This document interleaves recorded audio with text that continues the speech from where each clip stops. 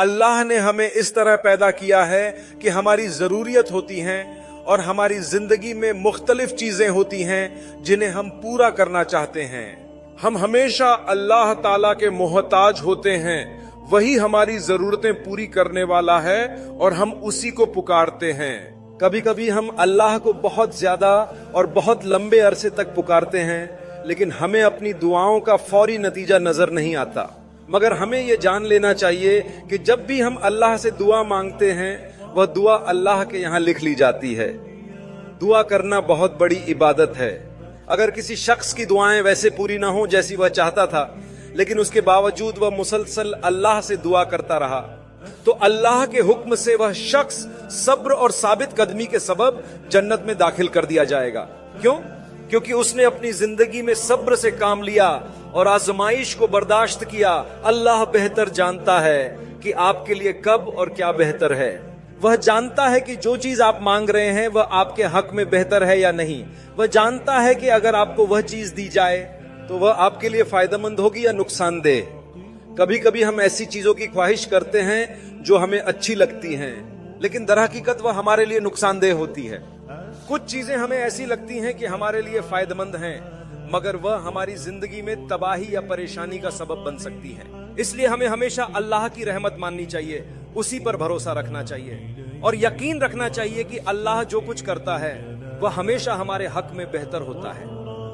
آج میں ایک بہت اہم معاملے پر بات کرنا چاہتا ہوں اور وہ یہ ہے کہ زندگی میں وہ دروازے جو بند ہوتے ہیں ان کو کھولنے کی چابی کیا ہے.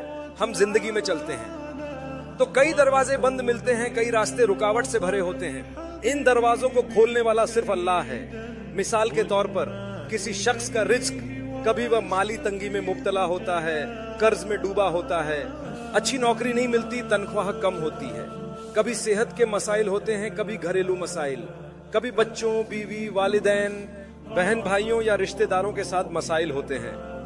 ہم ان مسائل کو حل کرنے کی کوشش کرتے ہیں لیکن کچھ نہیں ہوتا, دروازہ بند ہی رہتا ہے. لیکن ان دروازوں کو کھولنے کا ایک طریقہ ہے جو ہمیں اللہ نے سکھایا ہے.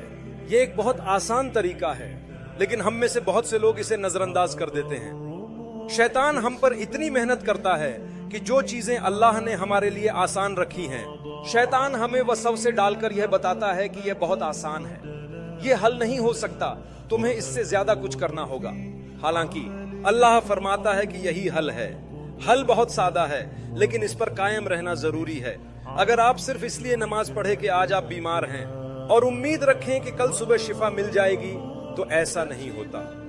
آپ دعا کریں, اللہ سے التجا کریں کیونکہ آپ کو مالی مشکلات کا سامنا ہے اور یہ امید کریں کہ کل صبح کوئی 2 ملین آپ کے قدموں میں ڈال دے گا تو ایسا فوری طور پر نہیں ہوگا. اللہ ایسا کر سکتا ہے مگر وہ ایسا نہیں کرے گا کیونکہ جب انسان مشکل میں ہوتا ہے تو اس کا دل نرم ہو جاتا ہے.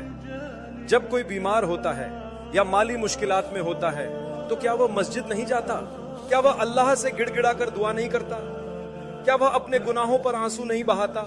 کیا وہ اللہ سے نہیں کہتا یا اللہ میں نے جو جینا کیا معاف کر دے, میں دوبارہ نہیں کروں گا.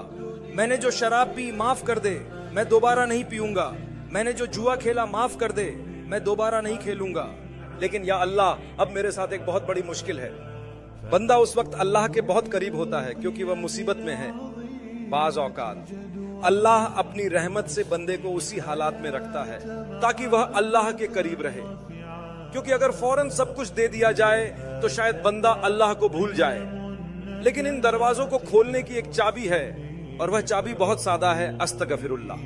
یہی چابی ہے جو بند دروازوں کو کھولتی ہے. استغفر اللہ کا مطلب ہے اے اللہ میں تجھ سے بخشش چاہتا ہوں, مجھے معاف فرما. ہم میں سے بہت سے لوگوں کو غلط فہمی ہوتی ہے کہ صرف گناہ کرنے کے بعد ہی استغفار پڑھنا چاہیے, لیکن ایسا نہیں ہے. چاہے ہمیں کوئی خاص گناہ یاد ہو یا نہ ہو پھر بھی ہمیں استغفار پڑھنا چاہیے. یہی دنیا اور آخرت کی بھلائی کے دروازے کھولنے کی چابی ہے. ہمارا ایمان ہے کہ رسول اللہ صلی اللہ علیہ وسلم بے گناہ اور معصوم ہیں. آپ سب سے کامل انسان ہیں, اللہ کے سب سے پیارے نبی. لیکن حدیث میں آتا ہے کہ آپ صلی اللہ علیہ وسلم دن میں 70 سے 100 مرتبہ استغفار پڑھا کرتے تھے. کیا آپ نے کبھی سوچا کہ جب وہ بے گناہ تھے تو پھر کیوں استغفار کرتے تھے؟ اس کا جواب یہ ہے کہ استغفار بھلائی کے دروازے کھولنے کی چابی ہے. جو کچھ آپ چاہتے ہیں اللہ سے معافی مانگے، لیکن استغفار دل سے ہونا چاہیے، صرف زبان سے نہیں. اگر آپ دل سے ایک مرتبہ کہیں یا اللہ مجھے معاف کر دے کہہ دے، یہ 1000 مرتبہ بغیر توجہ کے کہنے سے زیادہ اثر رکھتا ہے. اگر آپ کو عربی میں مشکل ہو تو اپنی زبان میں کہے یا اللہ مجھے معاف کر دے، آپ اس کے اثرات خود دیکھیں گے. جب مسجد میں داخل ہو رہے ہو، جب نکل رہے ہو، جب نماز کے بعد بیٹھے ہو، جب گاڑی چلا رہے ہو، جب کچن میں ہو، جب لباس پہن رہے ہو، جب کام کر رہے ہو، جب چل رہے ہو، جب بات کر رہے ہو، بار بار یا اللہ مجھے معاف کر دے کہیں اگر آپ روزانہ 100 مرتبہ استغفار کر لیں تو زندگی کے سارے بند دروازے کھل جائیں گے. میرے بھائیوں اور بہنوں، یہ اتنا طاقتور جملہ ہے کہ یہ آپ کو سیدھا جنت تک لے جا سکتا ہے. ایک دن ہم سب کو مرنا ہے.